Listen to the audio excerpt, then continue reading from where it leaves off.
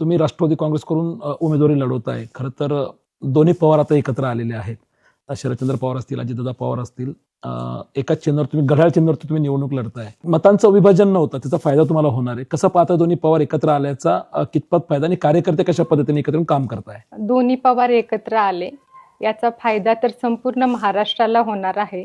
कारण आदरणीय शरद पवार साहेब, आदरणीय अजितदादा पवार यांच्या मार्गदर्शनाखाली महाराष्ट्रामध्ये अनेक विकास कामे झालेली आहे.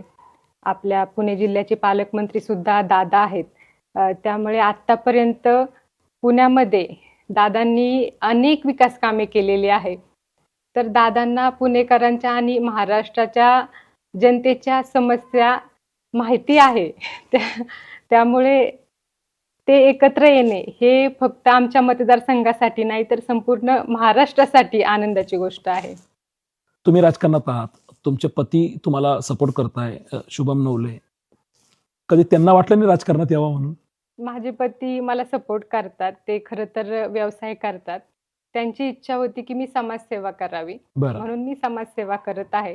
परंतु जर त्यांची इच्छा असेल राजकारणात येण्याची तर मला देखील आनंदच आहे. कधी चर्चा झाली तुमच्या घरात अशी की यावेळेला सरपंच मी, पुढच्या वेळेला एखादी जबाबदारी तुमच्याकडे, असं काही चर्चा?